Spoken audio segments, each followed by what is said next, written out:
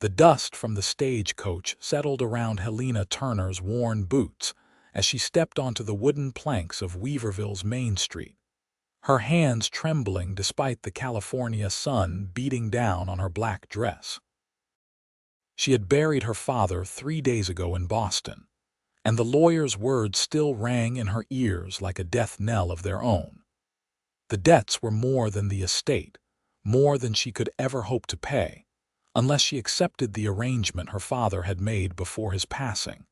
A marriage to a man she had never met, a rancher in this dusty California mining town who needed a wife and was willing to forgive the substantial loan her father had taken. Helena clutched her carpetbag tighter, her knuckles white against the faded fabric. She was 22 years old and had spent her entire life in her father's study, learning languages and literature, not cooking or sewing or any of the domestic arts that apparently made a proper wife.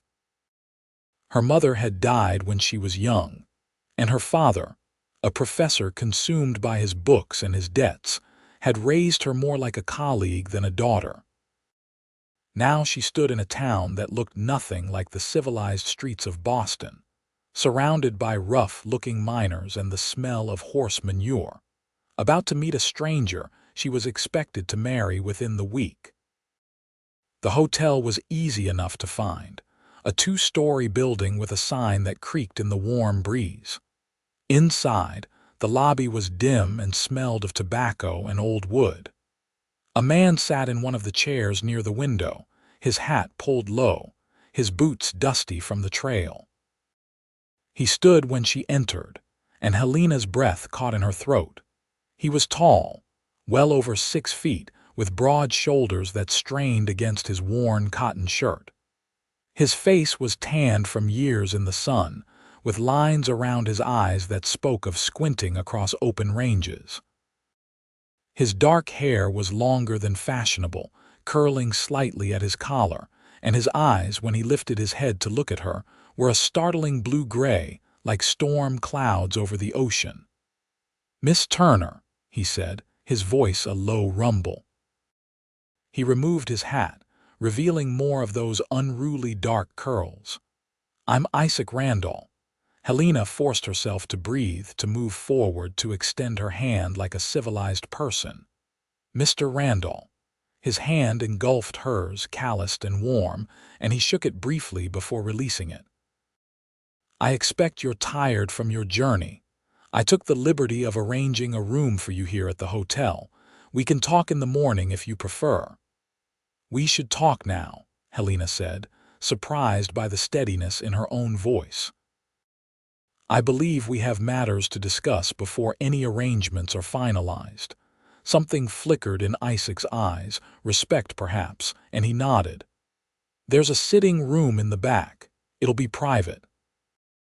He led her through the lobby to a small room with faded floral wallpaper and furniture that had seen better days. Helena sat in one of the chairs, her back straight despite her exhaustion, while Isaac took the chair across from her.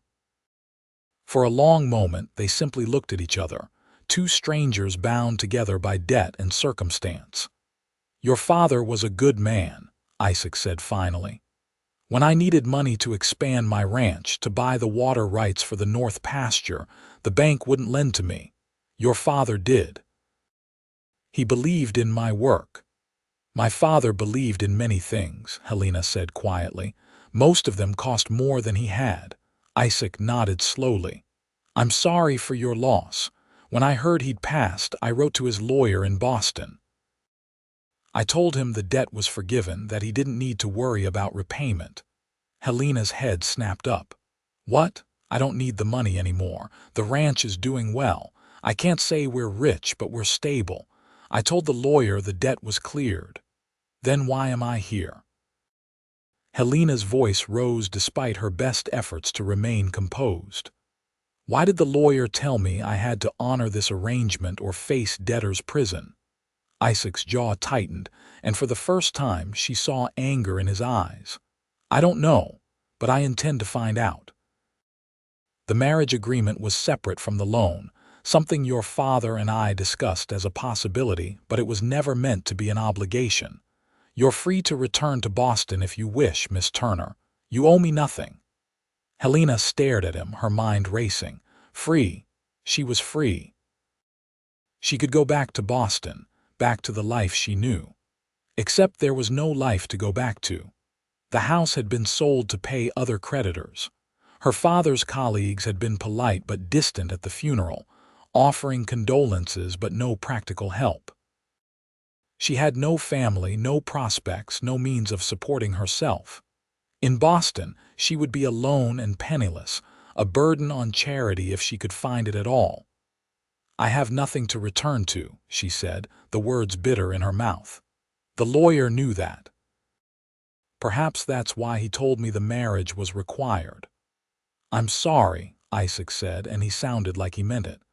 "That's a hard position to be in. But I won't have you feel trapped here either.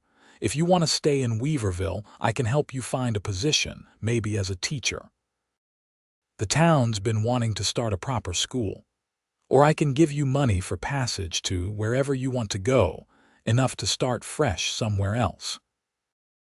Helena looked at this strange man, this rancher who had every right to demand repayment of the debt and her fulfillment of the marriage agreement, and instead was offering her freedom and choices. It was so unexpected, so contrary to everything she had braced herself for, that she felt tears prick at her eyes. She blinked them back furiously. "Why?" she asked. "Why would you help me when you gain nothing from it?" Isaac leaned forward, resting his elbows on his knees, his hat dangling from his fingers. "Because it's the right thing to do.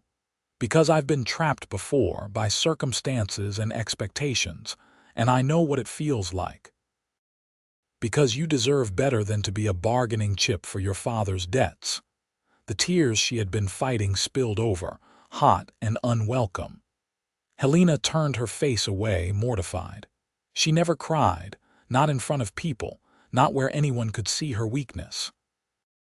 But the exhaustion, the grief, the fear of the past weeks all crashed over her at once, and she couldn't stop the sobs that shook her shoulders. She heard Isaac move, felt him kneel beside her chair. He didn't touch her, didn't try to comfort her physically, just stayed close, a solid presence. "It's all right," he said quietly. "You've been through hell. You're allowed to cry." When the storm finally passed, Helena wiped her eyes with the handkerchief Isaac had pressed into her hand. She felt empty and raw, but also strangely lighter, as if the tears had washed away some of the weight she'd been carrying. "I apologize," she said, her voice rough. "That was unseemly." "That was human," Isaac corrected gently. He had returned to his chair, giving her space. "You don't need to apologize to me, Miss Turner, not for that, not for anything." Helena took a shaky breath. "I need time to think about what I want to do, where I want to go." "Take all the time you need. The room is paid for a week. If you need longer, that's fine too. Thank you." Helena stood, and Isaac rose with her. "Mr. Randall, I need to ask you something. Anything. Did you want to marry me? Before all this, when you and my father discussed it, did you want a wife?"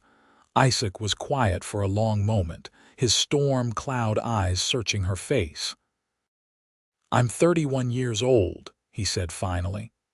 "I've been running my ranch alone for 10 years since my parents died. It's a good life, but it's a lonely one. Your father talked about you sometimes in his letters. He said you were smart, independent, that you loved learning. He thought we might suit each other. I was curious enough to agree to the possibility of meeting you, of seeing if we might make a match. But that's different from forcing someone into marriage. I won't do that, no matter how lonely the ranch gets." Helena nodded slowly. "Thank you for your honesty." "Good night, Mr. Randall. Good night, Miss Turner." Helena barely slept that night. She lay in the narrow hotel bed, listening to the unfamiliar sounds of Weaverville at night, the distant piano music from a saloon, the occasional shout or burst of laughter, the creaking of the building settling. Her mind turned over her options like pages in a book, but none of them led to an ending she could envision. By morning, she had made a decision, though she wasn't certain it was the right one. She dressed carefully, braided her dark blonde hair, and went downstairs to the hotel dining room. Isaac was already there, eating breakfast and reading a newspaper. He stood when he saw her. "Miss Turner, did you sleep well?" "Not particularly," she admitted. "May I join you, please?" He pulled out a chair for her and she sat. The waitress brought coffee and took her order. Helena waited until the woman had left before speaking. "I've thought about your offer, Mr. Randall, about teaching here in Weaverville. And I think I would like to try that, if the offer still stands." "Of course it does." Isaac's face brightened. "I can introduce you to the town council this afternoon if you like. They'll be thrilled to have someone qualified." "There's something else," Helena said, gripping her coffee cup. "I want to propose an alternative arrangement." Isaac waited, his expression patient. "You said you were curious about whether we might suit each other. I find myself curious as well. You seem like a decent man, and that's rarer than it should be. But I don't know you and you don't know me. So I propose this. Let us spend time together over the next few months. Let us learn about each other as friends first. If at the end of that time we both feel that we might make a good match, then we can discuss marriage. If not, I'll stay on as the teacher and we'll part as friends. No obligations either way." Isaac set down his coffee cup slowly.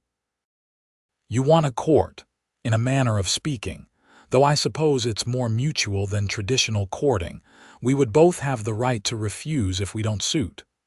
"That's fair," Isaac said. "More than fair. But I need to know something first. Are you doing this because you want to, or because you feel like you have no other choice?" Helena considered the question carefully. "Both, perhaps. I won't lie and say I have abundant options. But I also won't lie and say I'm not intrigued by you, by this place, by the possibility of a life I never imagined for myself. I've spent my whole life doing what was expected, living in my father's shadow. Maybe it's time I chose something for myself, even if the circumstances that brought me here weren't ideal." A slow smile spread across Isaac's face, and Helena realized he was quite handsome when he smiled. "Then, I accept your proposal, Miss Turner.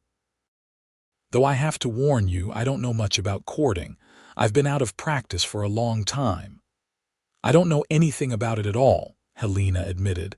"Books aren't much help with practical matters like this. Then I guess we'll figure it out together." Isaac raised his coffee cup. "To learning as we go." Helena clinked her cup against his. "To new beginnings." Over the next 2 weeks, Helena threw herself into establishing the school.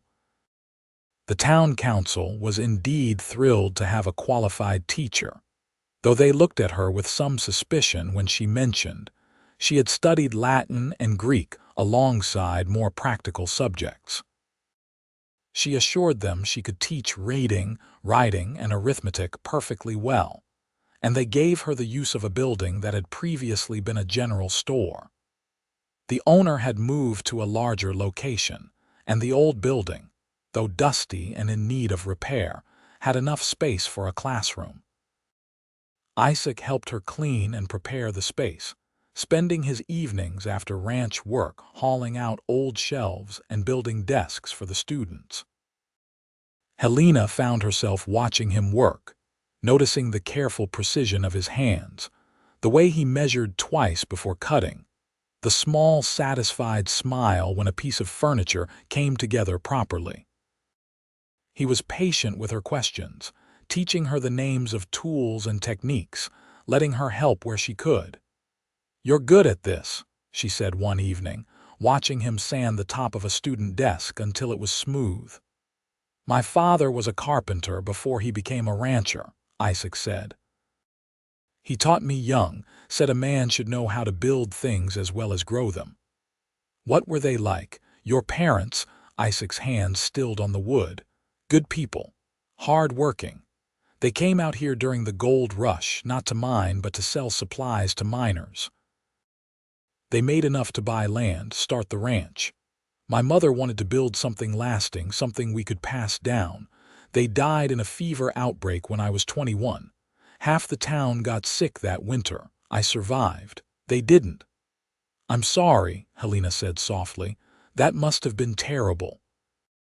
It was, but I had the ranch to keep me going, a purpose. That's what got me through. He resumed sanding, his strokes steady and rhythmic. What about your mother? Your father never talked about her much. She died when I was 7, pneumonia. After that, it was just father and me. He buried himself in his work, and I buried myself in books. We lived in the same house but barely saw each other some days. He'd leave notes for me about what to read, what to study, and I'd leave him notes about what I'd learned. Looking back, I think we were both so lost in our grief that we forgot how to be a family. That sounds lonely. It was. Helena ran her hand along the desk's smooth surface. But I'm starting to think loneliness is something that can change if you let it. Isaac looked up at her, his blue-gray eyes intense in the lamplight. I hope so. The school opened on a Monday morning in late September. Helena had 12 students ranging from 6 to 14 years old, children of miners and shopkeepers and ranch hands. They were rowdy and undisciplined at first, testing her boundaries, but she quickly established her authority with a combination of firmness and genuine enthusiasm for teaching. She loved watching understanding dawn in their eyes when they grasped a new concept, loved the questions they asked, even the difficult ones. Isaac came by most afternoons to walk her back to the hotel where she still lived. They would take the long route through town, talking about their days, about the students and the ranch, about books and weather, and 1,000 small things that added up to knowing someone. Helena learned that Isaac loved to read but rarely had time for it, that he had a dry sense of humor that caught her off guard and made her laugh, that he was respected in town not just for his success, but for his fairness and his willingness to help neighbors in need. Isaac learned that Helena had a quick mind that leapt from topic to topic like a bird, that she was fiercely independent but also yearned for connection, that she had opinions on everything from land management to politics and wasn't afraid to voice them. He liked that about her, the way she challenged him, made him think differently about things he'd taken for granted. One afternoon in early October, Isaac invited Helena to visit his ranch. I'd like you to see it, he said. See where I spend most of my time, what my life actually looks like. Helena agreed, both nervous and curious. The ranch was about 5 miles outside of town, up a winding road that climbed into rolling hills covered with golden grass. The ranch house itself was modest, a single-story wooden structure with a wide porch and a view that stretched for miles. Beyond it, she could see the barn, the corrals, the pastures where cattle grazed. It's beautiful, Helena said, stepping down from the wagon. I've never seen so much space. It's home, Isaac said simply. Come on, I'll show you around. He introduced her to his ranch hands, 3 men who lived in a bunkhouse near the barn. They tipped their hats respectfully and called her Madam, their eyes curious but polite. Isaac showed her the barn where he kept his horses, let her pet the velvet nose of his favorite mare, a dappled gray named Storm. He walked her through the pastures, pointing out the different sections of his land, explaining his plans for expansion, his hopes for the future. I want to build something that lasts, he said, echoing his mother's words. Something bigger than just me. Children, Helena said, understanding. Someday, if I'm lucky enough to find the right partner for that. He glanced at her, and Helena felt her cheeks warm. They ended up on the porch as the sun began to set, painting the sky in shades of orange and pink and deep purple. Isaac brought out coffee and 2 chairs, and they sat in comfortable silence, watching the day end. "I don't know how to be a wife," Helena said suddenly, the words bursting out before she could stop them. "I've been thinking about it, about this arrangement we have, about where it might lead. And I realized I don't know the first thing about running a household or cooking proper meals, or any of the things a ranch wife would need to do. I can read Latin and discuss philosophy, but I can't make bread or preserve vegetables or do any of the practical things that matter out here."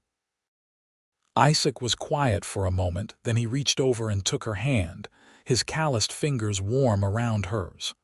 "I'll learn to be a husband with you," he said, his voice steady and sure.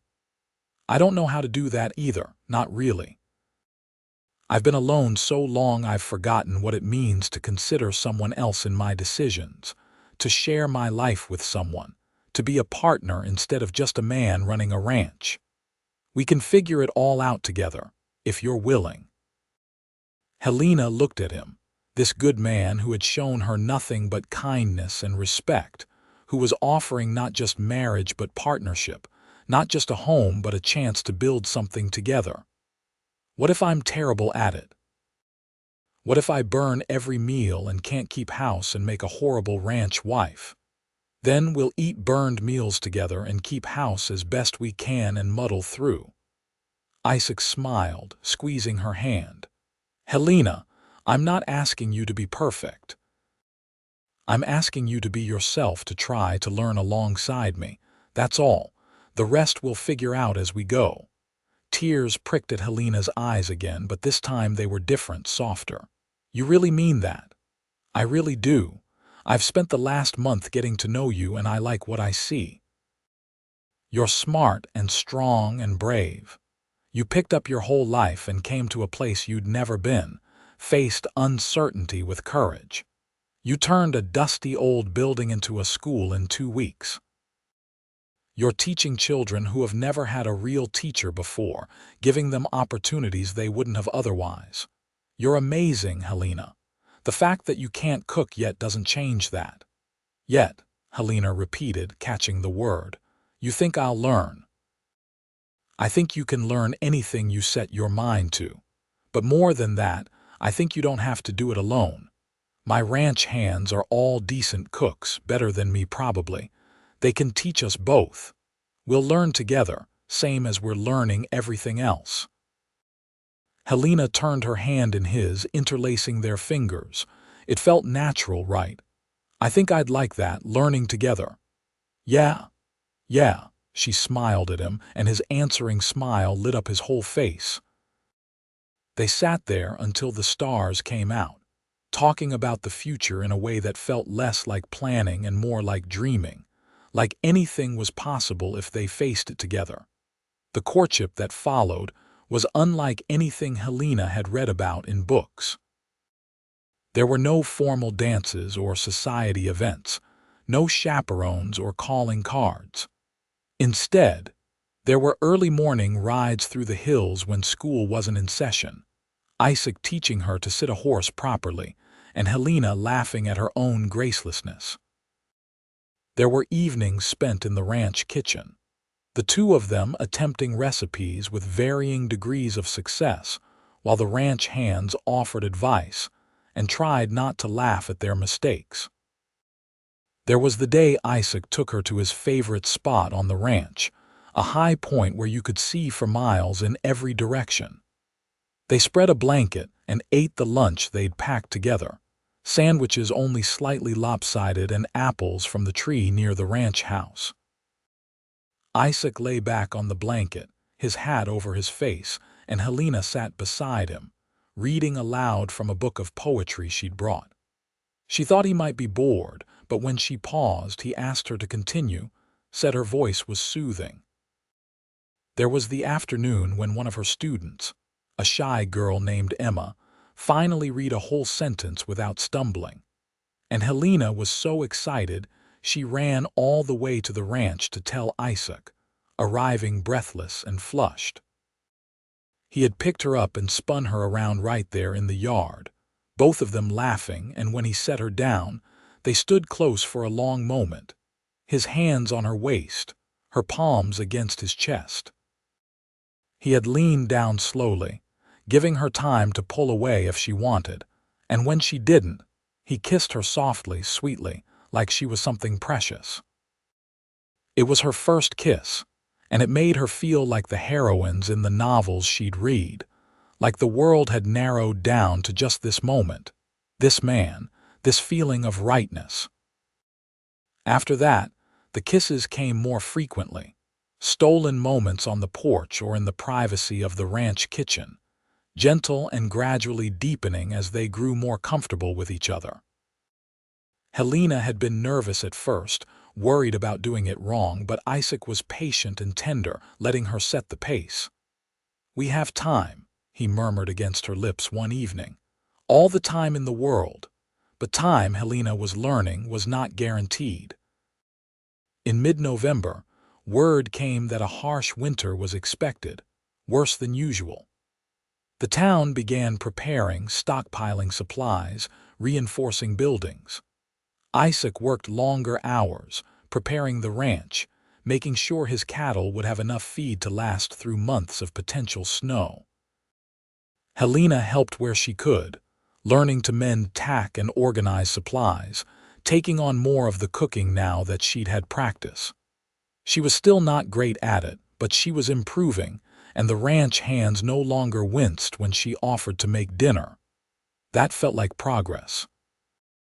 She had also moved out of the hotel and into a small house near the school, a place that had previously belonged to an older couple who had moved to San Francisco to live with their daughter. It was tiny, just 2 rooms, but it was hers, and she took pride in making it comfortable. Isaac helped her move her few belongings, brought her furniture he'd made, a proper bed frame and a table with matching chairs, bookshelves for her growing collection of books. "You're nesting," one of the ranch hands, a man named Peter, teased Isaac one day, "getting ready for a bride." Isaac didn't deny it. "Thinking about it," he admitted. Peter grinned. "About time. Miss Turner is good people, you two fit." They did fit, Helena thought, better than she had imagined possible.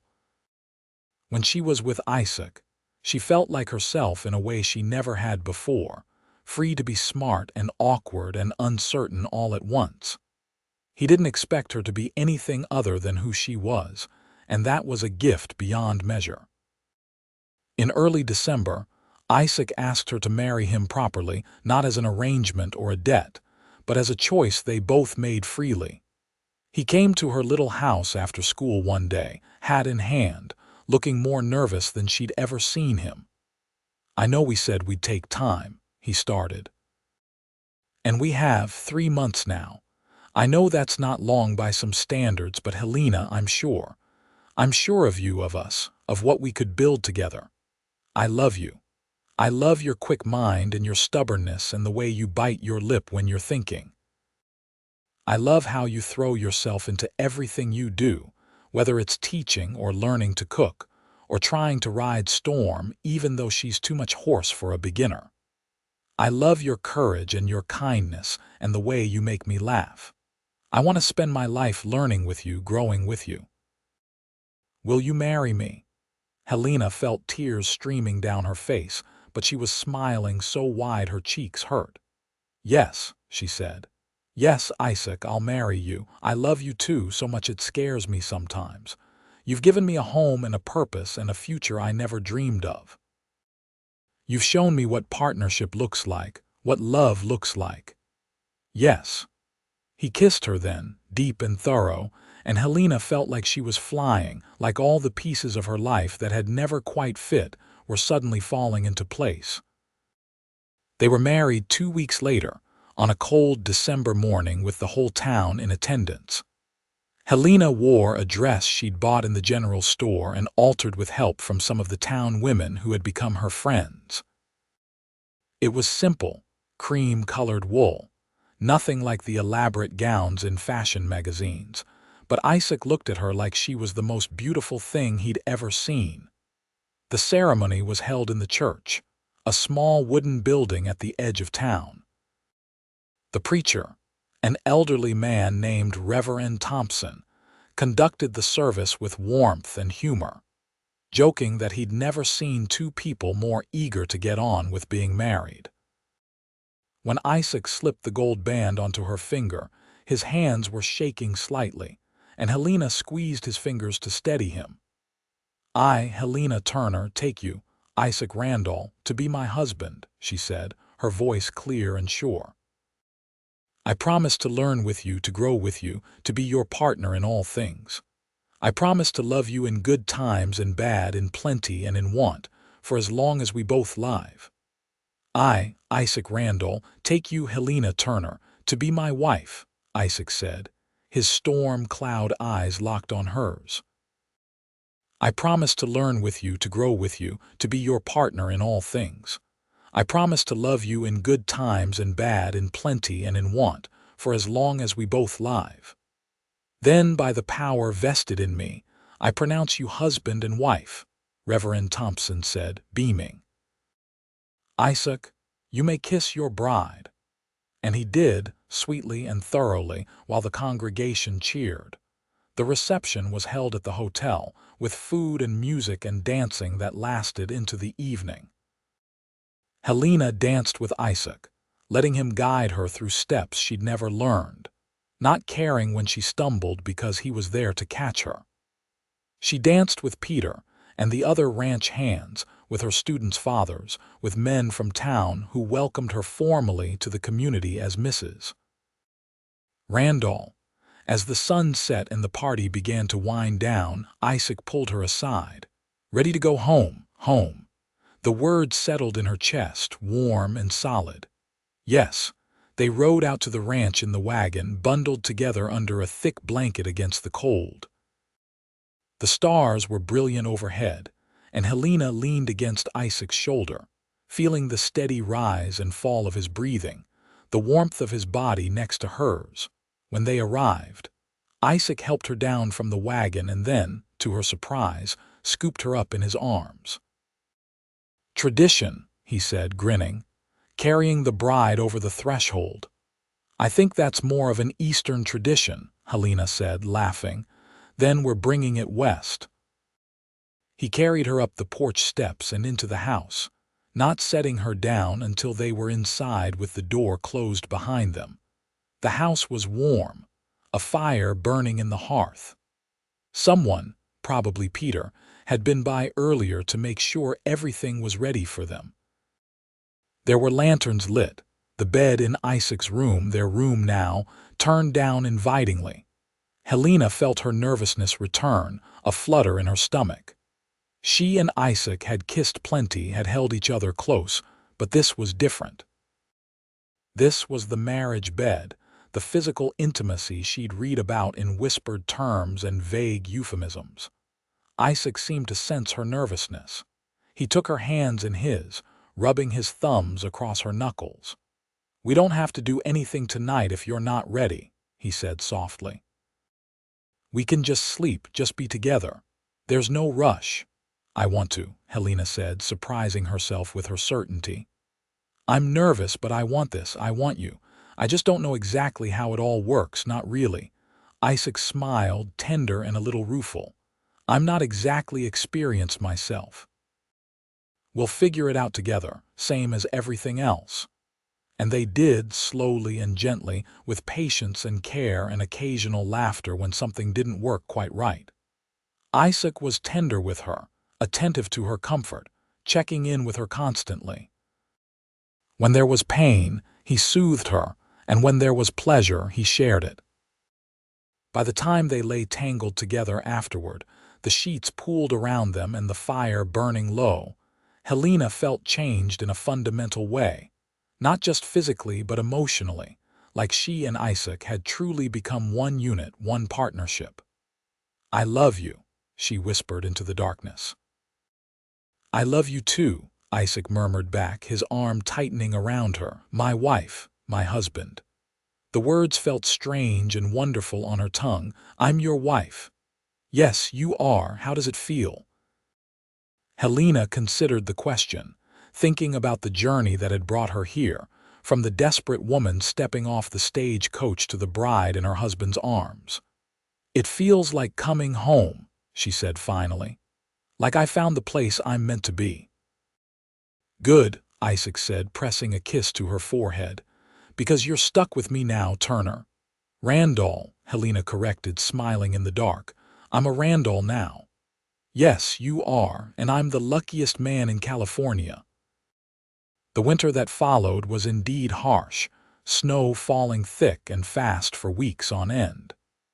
Helena closed the school temporarily, unable to get into town safely, and spent her days at the ranch learning the routines of the place. She helped Isaac tend to the cattle, hauling feed in the bitter cold, checking on animals in the barn.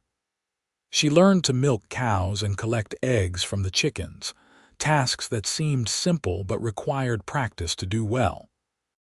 She cooked meals for Isaac and the ranch hands, improving steadily with practice and instruction.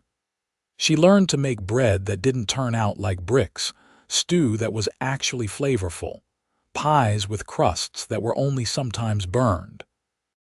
She learned to do laundry in the big tub near the kitchen, to mend clothes with stitches that held, to keep house in a way that was practical if not perfect.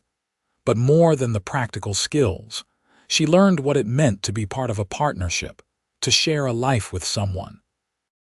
She learned Isaac's rhythms and moods, learned when he needed quiet and when he needed conversation, when to push and when to let things be.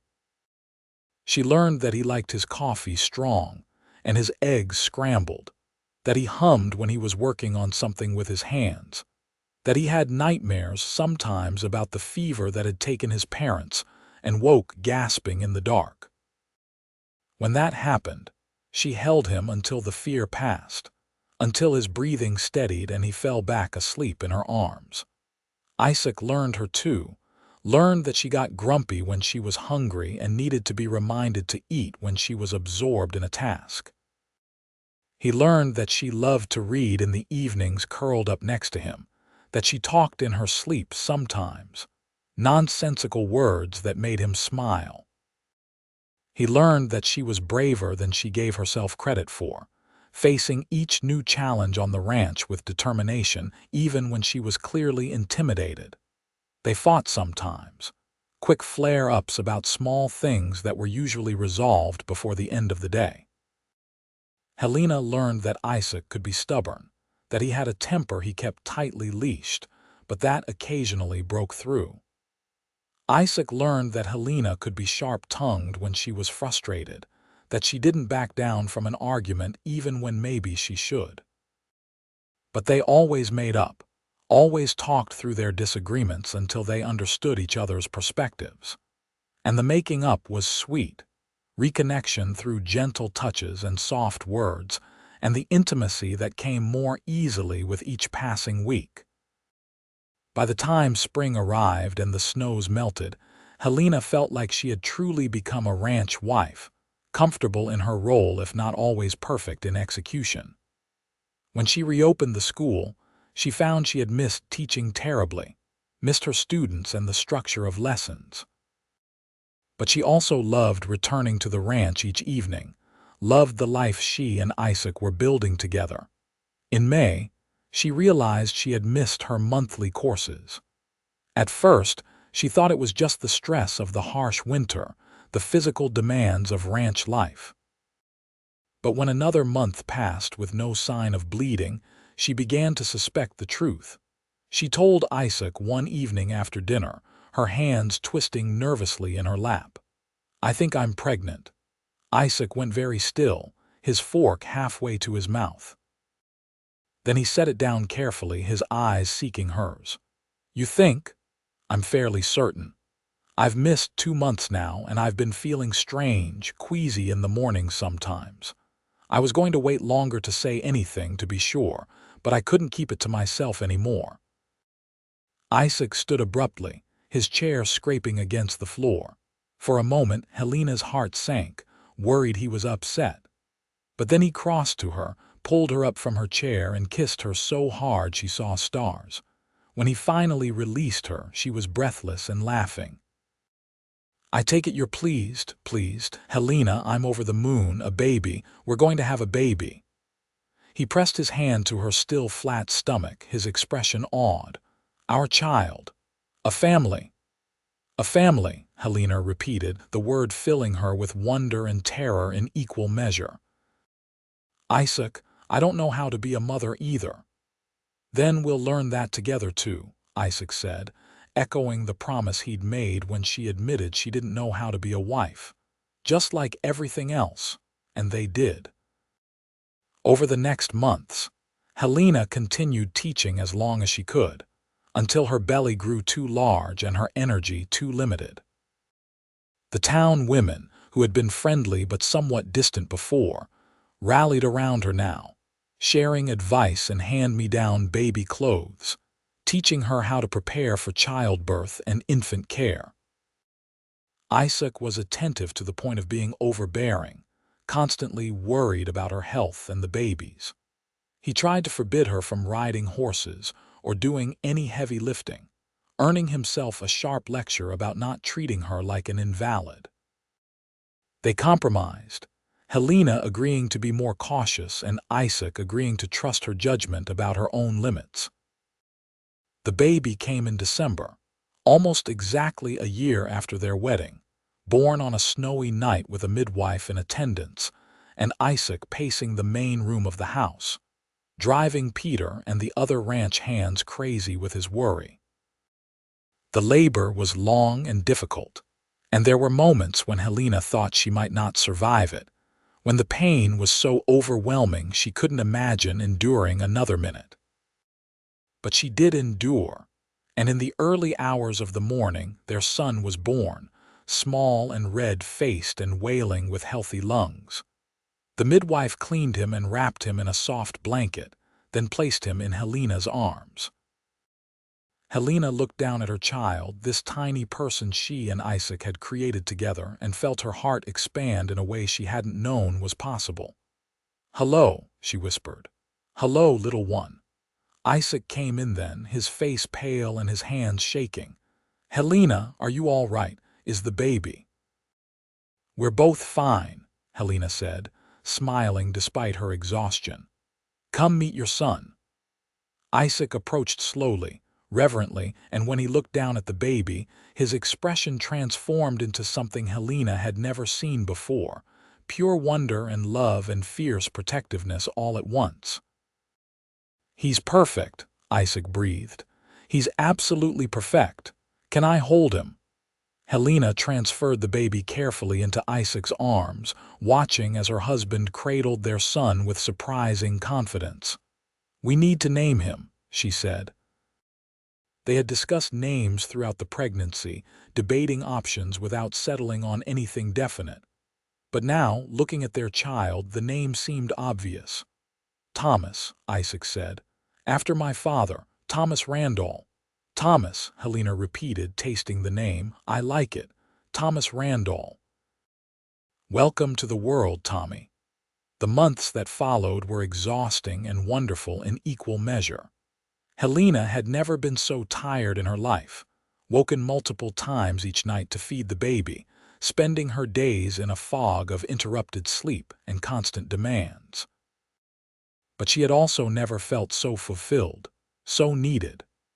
Watching Tommy grow and change, seeing him smile for the first time, hearing his first laugh, these were joys beyond anything she had experienced before. Isaac was a devoted father, helping with Tommy as much as Helena would allow. He changed diapers without complaint, walked the floor with the baby at night when he was fussy, sang lullabies in his rumbling voice that somehow always soothed Tommy when nothing else would. He was patient with Helena's exhaustion and mood swings, taking on more of the household tasks without being asked. Peter and the other ranch hands were completely smitten with Tommy, vying for the chance to hold him or make him laugh.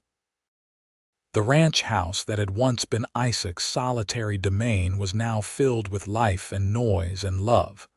When Tommy was 4 months old, Helena reopened the school. It was hard to leave him, even knowing he was safe with Isaac or one of the ranch hands, but she had missed teaching.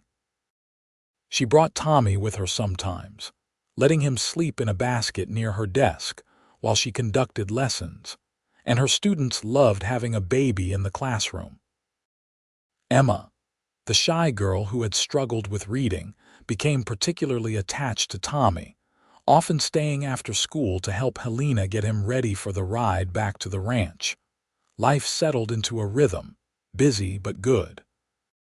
The ranch prospered, Isaac's hard work and careful management paying off with healthy cattle and good sales. Helena's school thrived, the children learning and growing under her instruction. Tommy grew from a tiny infant into a chubby, happy baby who smiled at everyone and everything. On their second wedding anniversary, Isaac presented Helena with a gift, a beautifully bound book with blank pages. "For you," he said, "to write in. Stories or thoughts or anything you want. You used to read so much, and I know you don't have as much time for it anymore. I thought maybe you could write instead, create your own stories." Helena was touched by the thoughtfulness of the gift. She had missed reading, missed the escape and adventure of stories, but Isaac was right that she had little time for it now. Writing, though, she could do in small moments, capturing thoughts and memories. "Thank you," she said, kissing him softly. "This is wonderful." "There's something else," Isaac said. He reached into his pocket and pulled out a small wooden box. Inside was a necklace, a delicate gold chain with a small pendant shaped like a star. "I know I didn't give you an engagement ring or anything fancy when we got married. I wanted to give you something now, to show you how much these 2 years have meant to me." Helena's eyes filled with tears as Isaac fastened the necklace around her neck. "It's beautiful, but Isaac, you don't have to give me jewelry to show me you care. You do that every day in 100 small ways." "I know," Isaac said, "but I wanted to anyway. You deserve beautiful things, Helena. You deserve the world." "I have the world," Helena said, gesturing around them. "I have you and Tommy and this life we've built. That's more than I ever dreamed of." They made love that night with the tenderness of long familiarity, knowing each other's bodies and pleasures intimately now. Afterward, lying in Isaac's arms, Helena reflected on how far she had come from the terrified woman who had stepped off the stagecoach 2 years ago. She had learned to be a wife, learned the daily intimacy of partnership and compromise. She had learned to be a mother, learned to put another person's needs before her own without losing herself in the process. She had learned to be a rancher's wife, learned the practical skills she'd lacked and the strength she hadn't known she possessed. But more than that, she had learned what love looked like, felt like, how it grew and deepened over time. She had learned that home wasn't a place but a person or people, the family you built through choice and commitment. The years continued to pass, marked by the milestones of Tommy's childhood. His first steps, taken in the ranch kitchen while Helena cooked dinner and Isaac watched with his heart in his eyes. His first words, "Mama" and "Papa," and then an endless stream of questions and observations. His first day helping Isaac with ranch chores, so proud to carry a small bucket of feed to the chickens. When Tommy was 3, Helena discovered she was pregnant again. This time the pregnancy was easier, her body knowing what to expect, and in the summer of their 5th anniversary, they welcomed a daughter into the world. They named her Sarah after Helena's mother, and if Isaac was disappointed not to have another son, he never showed it. He doted on Sarah from the moment she was born, this tiny girl with her mother's dark blonde hair and her father's blue-gray eyes. Tommy was fascinated by his baby sister, insisting on helping with everything. He brought her toys, sang to her in his high child's voice, reported every gurgle and movement to his parents with great importance. Watching her children together, Helena felt a completeness she had never imagined possible. The ranch continued to grow, Isaac buying more land and expanding his herd. He hired more ranch hands, built a larger bunkhouse, upgraded the barn and corrals. The house was expanded too, Isaac building on 2 more bedrooms and a larger kitchen, space for their growing family. Helena's school became a permanent fixture in Weaverville, respected and valued by the community. She taught a generation of children to read and write and think critically, and some of her former students went on to college in San Francisco or Sacramento, opportunities they wouldn't have had without her instruction. She was proud of that, of the difference she had made. But her greatest pride was her family. Watching Tommy grow into a thoughtful, kind boy who loved the ranch and the land. Watching Sarah become a spirited toddler who followed her brother everywhere and argued with her father's same stubborn determination. Watching Isaac become a father in the fullest sense, patient and loving and present in a way his own father had been, passing down that legacy. On quiet evenings, when the children were asleep and the day's work was done, Helena and Isaac would sit together on the porch, watching the sun set over the hills.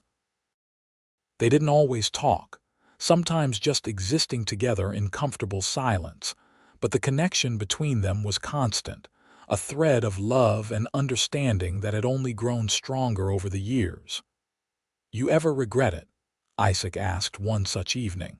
"Coming here, marrying me this life?" Helena looked at him in surprise. "Never. Why would you ask that? You could have done so much more with your education. You could have been a professor like your father, written books, lived in a city with culture and society. Instead, you're here, teaching basic reading to children in a small California town, married to a rancher." "Isaac Randall, you listen to me," Helena said firmly. "I am exactly where I want to be, doing exactly what I want to do. I love teaching these children. I love this ranch and this town. I love you and our family more than I can possibly express. My education isn't wasted. I use it every day, with my students, with our children, in the way I see and understand the world. And the life we've built together is worth more than any book I could have written or any position I could have held. Don't ever doubt that." Isaac pulled her close, kissing the top of her head. "I love you, Helena Randall. I love you too. Always." More years passed, bringing more changes and growth. When Tommy was 7 and Sarah 4, Helena became pregnant again, a surprise but a welcome one. This time she gave birth to another son whom they named Daniel. The house was full now, loud and chaotic and wonderful.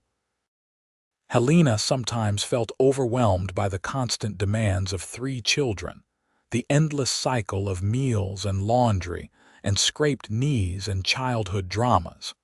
But she wouldn't have traded it for anything. She continued teaching, though she reduced her hours, teaching only in the mornings so she could be home with the children in the afternoons. Isaac hired a woman from town, Mrs.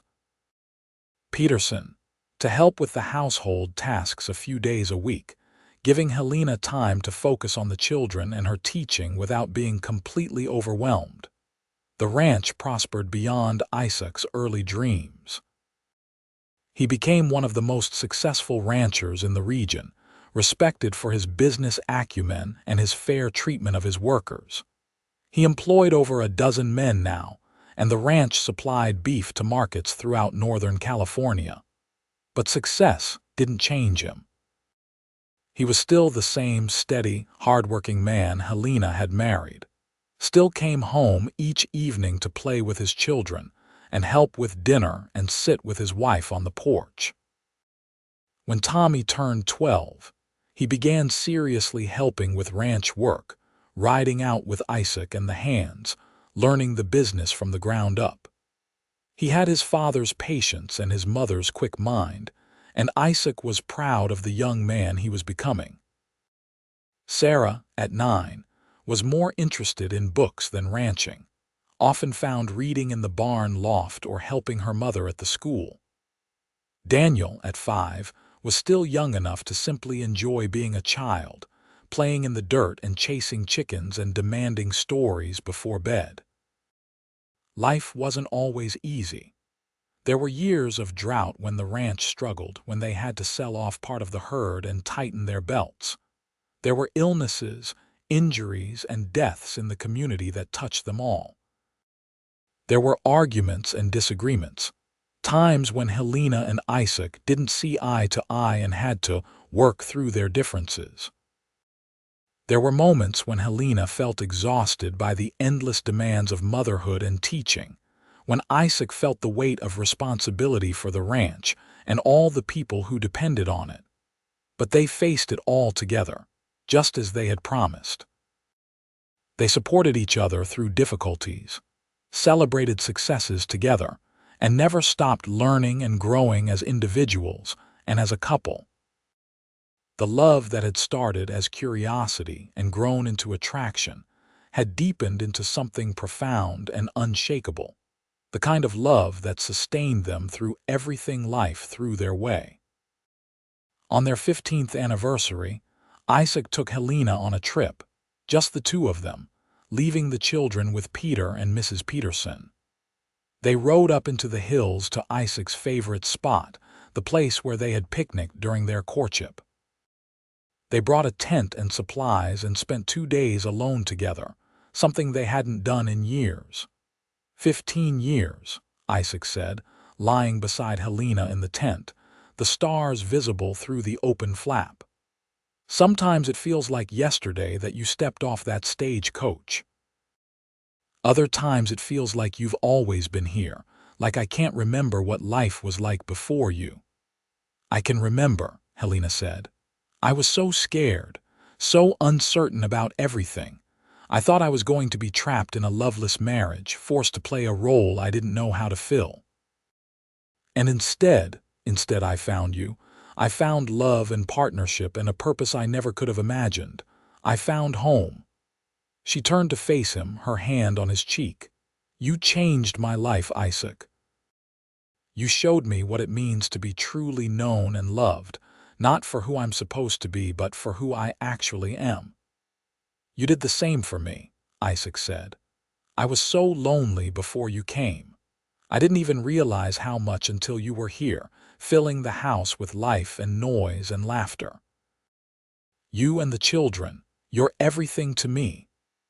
They made love there under the stars, slow and tender, a reaffirmation of their connection. And in the morning they rode back to the ranch, back to their children and their life, content in the knowledge that they had built something lasting and true. The children grew, as children do.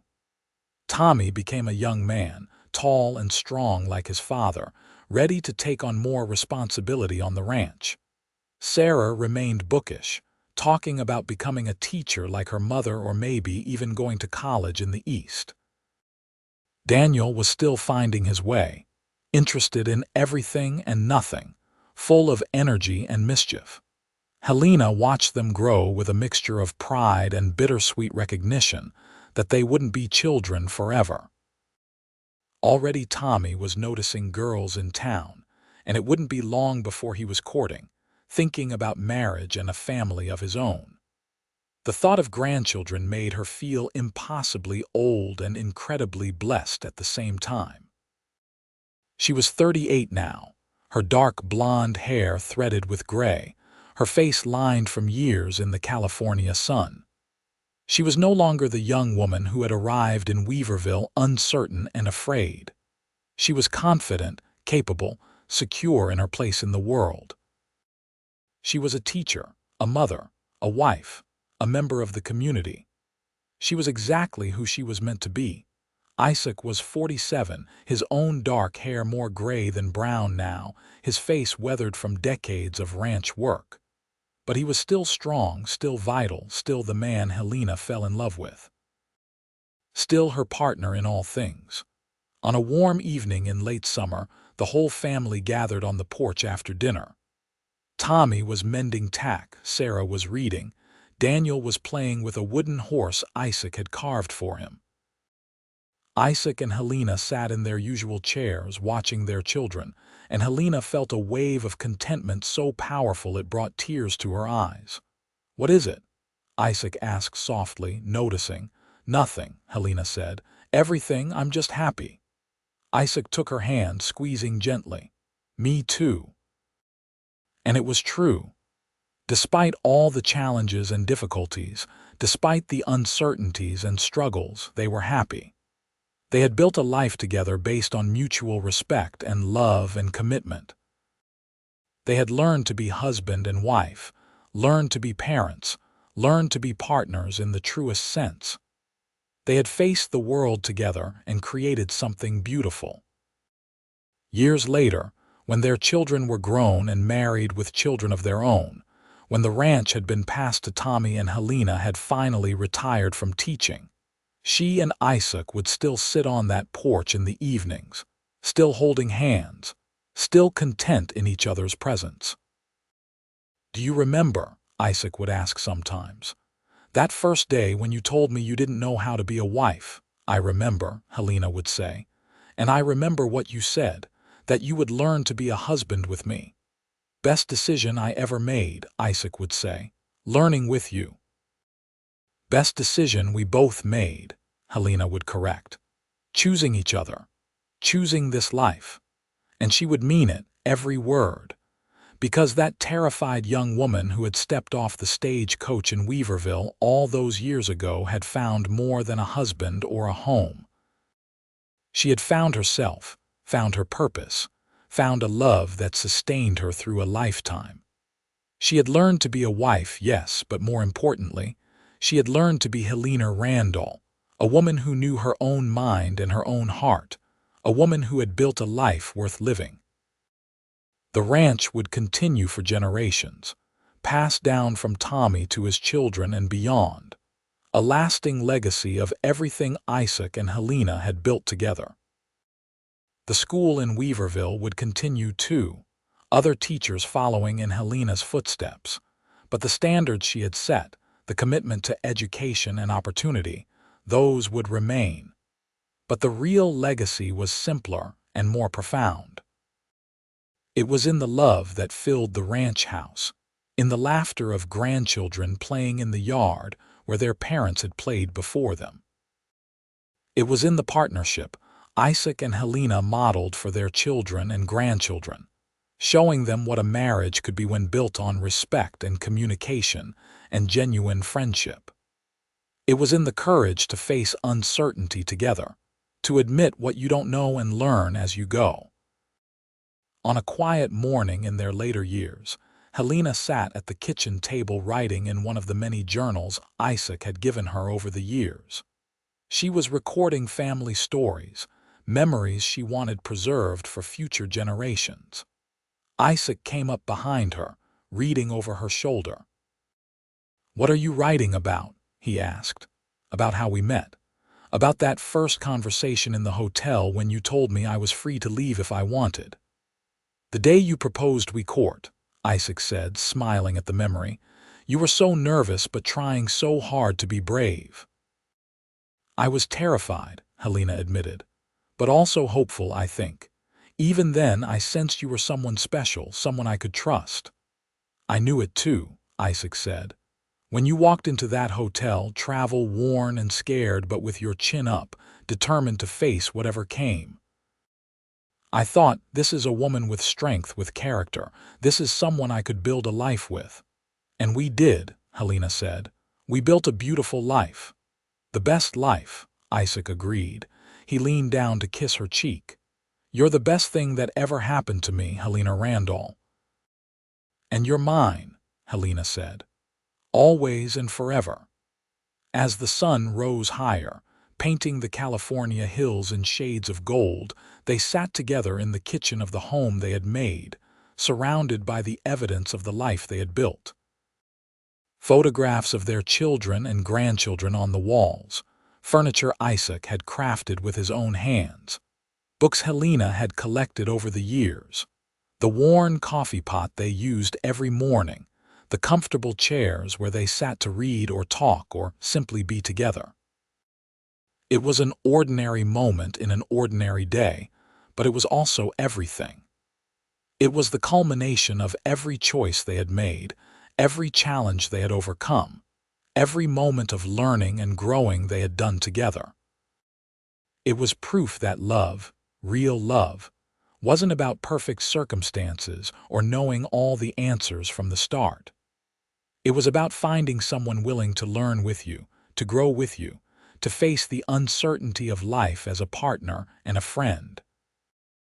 Helena had arrived in Weaverville not knowing how to be a wife, and Isaac had promised to learn to be a husband with her. They had kept that promise, day after day, year after year, for a lifetime. They had learned together, grown together, built something lasting together. And in doing so, they had found not just marriage but true partnership, not just love but deep and abiding companionship, not just a house but a home.